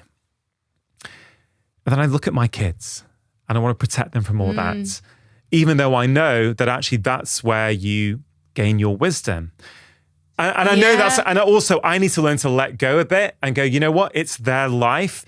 and they will go on their journey. All I can try and do is ground them and provide a safe and a secure an upbringing for them as I possibly can, as my wife possibly can, together. But it also just, I guess it humbles me to know, man, the kids are getting older and at some point they're going to go on their journey. Do you know what I mean? How was it for your mum when you were doing all this? Oh, that's such a brilliant question. No one has ever asked me that before. No one has ever asked me that question before. For my mum, it was very difficult because in our culture, there's so much conflict avoidance. You just don't speak about certain things. And I have a feeling that's very similar to your culture too, where some things could be very obvious, especially things like alcoholism. It is so starkly obvious. You have that uncle, you have that whatever. You see it, but you don't talk about it. And something that was always the case, especially growing up in a Christian household, is that you pray it away. You're not told directly, but that is what you do. You pray it away, or you go to church, or you see someone privately in church. There's no AA, there's no recovery rooms, there's nothing like that. So it was very difficult for my mum to address my problem because I was replicating my father's journey. So to her, and we can speak about it now, which is so beautiful because through my healing, we've been able to heal as a family, which has been huge. Now she can tell me that it was very difficult for her to even know how to approach me with it because she was seeing her husband. She was seeing the man that she had known since she was a teenager and what he had become. And now she was seeing her 14, 19, 20, 21-year-old daughter go through the exact same thing, but we'd never had the language in our family to talk about it, ever. And she wasn't a confrontational person, but it would come through passive aggressiveness, silent treatment, not really talking to me maybe for a couple of days, or me not speaking to her, and then we sort of click back into it. And then the cycle repeats and repeats and repeats. Apart from the one time where she told me, and I understood why she had to tell me this. She told me that she could see Maxwell, my dad, that I'm exactly like Maxwell. And she didn't say it in an aggressive, rageful way. She was just saying what she can see. She was so heartbroken. I think I hadn't been home for maybe a week and hadn't told her about it. And she had to open the door for me at 4 a.m. and didn't ask any questions, but she told me that I was exactly like my father. And I didn't push back. I knew because I'd seen it, And that's actually one moment that sticks in my mind as a moment of recognition that something is very, very wrong, that I'm not able to drink like most people, that there's something that happens to me that doesn't happen to everyone else. Not everyone blacks out for up to 6 hours every time that they drink. Not everyone has to spend the next few days trying to piece together what they did 3 nights ago, So for my mother, I realize now through so much conversation, the very same but different techniques that I bring up in this book is the exact same conversations I've needed to have with my family. Deep questioning, humanizing my mother, realizing that she's Jennifer. She wasn't born to be my mum, and realizing, oh my goodness, she's had to deal with this in a different timeline. And now she has to deal with it with her daughter. I get why there were things she couldn't say, But thank you. No one has ever asked me that question. So thank you. Thank you for sharing that. I then reflect on what we've just been talking about, which is through our lens or your lens, right? So that 10-year period was great for you in so many ways because of this. But what did it do to your mum? And how many of the tools in your new book might have been useful, I guess, for your mum? Because she didn't have a language to navigate it. She's seeing her darling daughter get smashed all the time, disappear. I literally cannot imagine if that was one of my kids, right? And a girl. And a girl. Young girl in London. Yeah. So it's just interesting to think about that as what that might have been. You mentioned culture. Just over a year ago, I shared a reel that I know you saw because you commented on it. Yes. I had this wonderful conversation with someone called Batch and Mosquito. And then I shared with her, we were talking about cultural differences. And she talks about I cultures and we cultures. I cultures, which are very me focused, but a lot of we cultures that exist around the world where you are a reflection of your family, you are a reflection of the community. So, you know, the way they look at things, the way they articulate things. And in that conversation, I shared with her that when I was at university, if I ever came back home to the northwest of England, I was at university in Edinburgh, having enjoyed a bit too much of the good life, let's say, my mum would have no qualms about saying, what have you been doing? You look fat at the moment. Now, she might have said that in Bengali. Her words might have been different. But we put that out as a reel on Instagram to say, I know that my mum meant nothing offensive by that. Yeah. She genuinely, and to this day, I still believe this is the case, genuinely thought, he's not looking after himself. I better tell him. And it actually worked. It did something. I was like, oh, yeah, mum's right, actually. I have put, you know, we put it out on Instagram, and what the comments were so fascinating. And I think in many ways they speak to what you're trying to get out there. So some people were saying thank you. Other people were, you know, just going at me saying, Dr. Shadi, I'm highly surprised that you think that is ever okay in any situation. And some people were saying, well, that's abuse. I thought that's remarkable to be able to call someone else's parent an abuser from a 60-second Instagram reel. I think it's kind of, it's like, I do find it interesting to observe what happens. Now, to be really clear, I respect everyone's right to have a different view on that. To some people, they think it's never, ever okay to comment on someone else's appearance. And I respect their viewpoint. Yeah. All I can say is in my family, in my parents' families, the way I was brought up, what I saw around me, there would be a directness around things like this.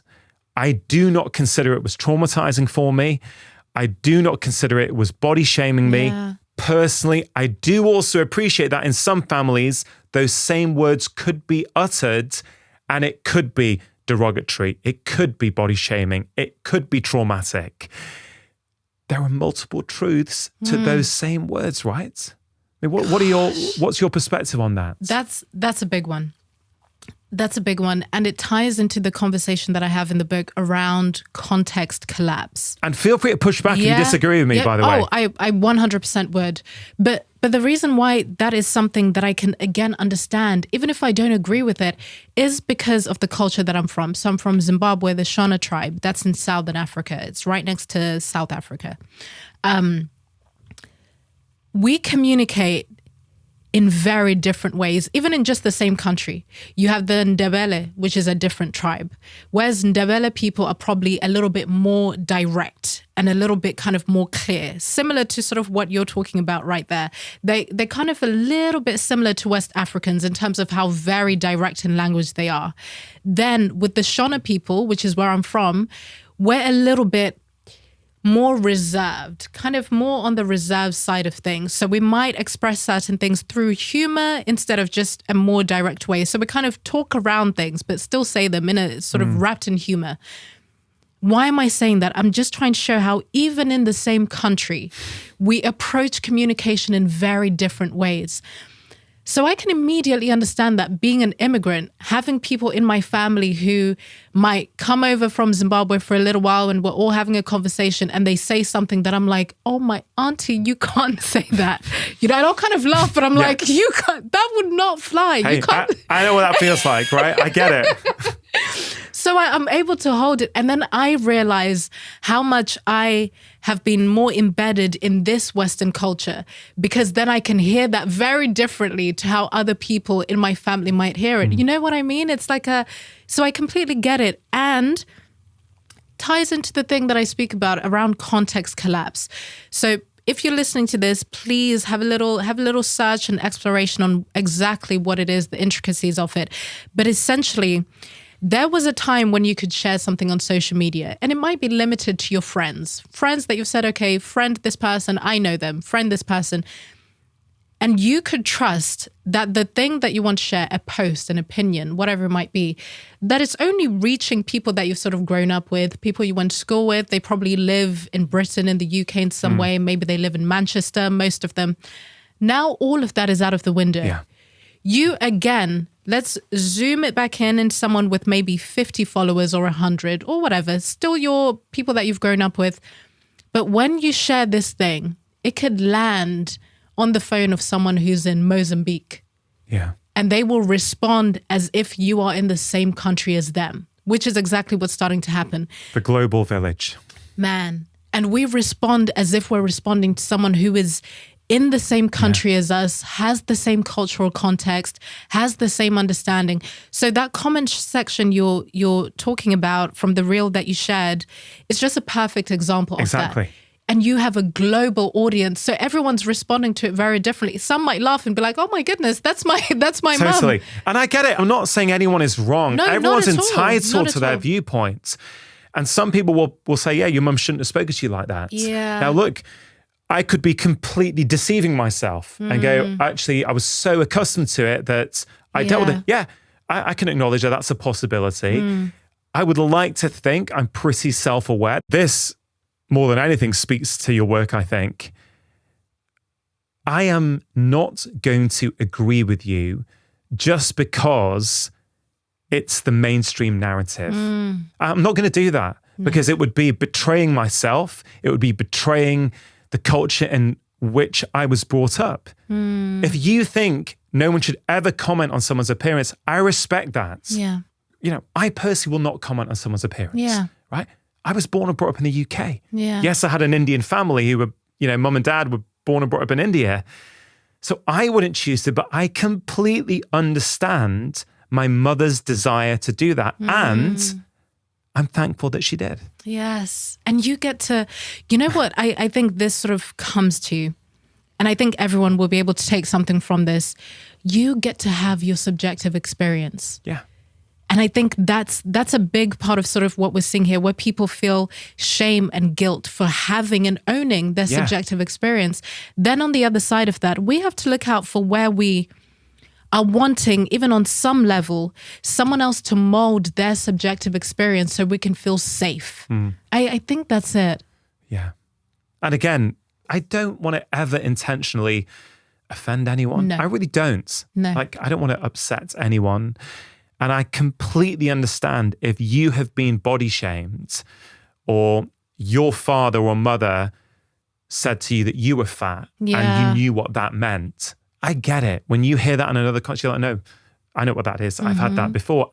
But nonetheless, there are multiple truths. Yeah, always. Right? Always. That's the final thing I wanted to ask you, Africa. You mentioned young people before. I want you to define what you mean by young people, because to me, you are a young person. It's all relative, isn't it? It's all young people. relative. It's all relative. Yeah. So I'm a father. Yeah. Okay. My son is 13. My daughter is 11. I appreciate you're not a parent. You've written this brilliant book, The Third Perspective. Yeah. In your opinion, what is it from this book I should be teaching my children? Oh, that's good. Okay. Give me a moment to think about this.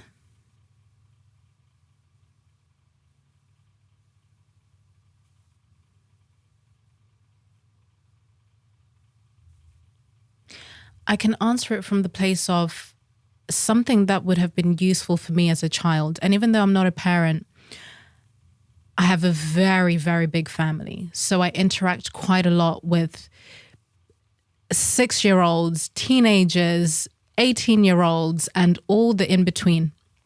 And I think because of my story and what I've experienced, and anyone who's around me, my family, is very much aware of it. There isn't any separation between the stories that I tell publicly and the ownership and the nuances that they don't know, which means that the young people in my family and in my life feel so safe sharing with me and showing me all of who they are. As a young person, even though I said that if I was to go back, sort of future Africa, and I had some wisdom to impart, the thing that would have actually been useful instead of whatever message would have come through then is being told quite early on that I get to be all the different things. And very specifically, I mean, I was applauded at times when I was good. Oh, now you're being good. That's a good way to do it. Oh, you got good grades, or you did this. Only recognized really when I did something good in terms of affection and intimacy and emotional connection. And when I did something that was perceived as bad, there was emotional distance. It was highlighted, but in a different way. Something that could have been useful, and I really hope I'm not just saying this retrospectively, something that could have been useful is in whatever way works for a child or your kids specifically, is to be told that, Africa, you are both good and bad, okay? Sometimes there might be times where maybe I might feel just my own disappointment because I think you should be a certain way, but actually you're all of the things. And I need you to know that. I need you to understand that, because that would have set me up. That thing we're talking about, learning to hold contradiction and multiple truths. I don't know that I had to learn that through my father being abusive. I think there could have been another way to learn, like a more direct, not indirect way. I love that. I think that would be it. Yeah, I really, really like that. And it's funny, it's something my wife and I have been discussing recently. With the kids, it's I guess it's something me more than my wife. She's always been very honest and open in front of the children. Yeah. I would say me more so, I think, because of the way I was brought up and the perfectionist tendencies, frankly, forget tendencies, the perfectionism that I have suffered with for much of my life. I think without my wife, without her input, I would have possibly tried to give off that impression of perfection to my children. And we can explore why that is another time perhaps. But I've tried my best not to. Yeah. And I will continue to try and not do that, because I don't think it's helpful. They need to know that their parents are also fallible and that they make mistakes sometimes. Do you think they can also see through it? I think they can. And I think what happens is if you don't explicitly acknowledge it and say it, I think it's confusing, and they make up stories and they make up all kinds of things. And so I think the answer you gave, I think it's wonderful, and I think it lands with me, particularly because it's something I've been thinking about. Oh, I love that. I love that. And can I add another little thing that just came up as you were speaking too? I also wonder if that performance of perfection from a parent, when they see you behaving in a way that opposes that, and you haven't owned that other, those are the aspects of you. Let's say you have this idea that you don't really get angry, you don't really shout, you like things to be done well. And then they see you exhibiting a behavior that goes against that, but it's not one that you've owned. I think it can create distrust as well.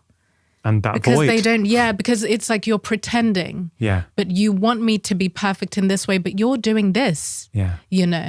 I think that's another thing too. But I think just every young person that I've spoken to, every email, every voice note that I get from teachers or students comes back to this thing of, I just need to know that I'm not just this one thing. And if I change my mind, it doesn't make me bad. Yeah.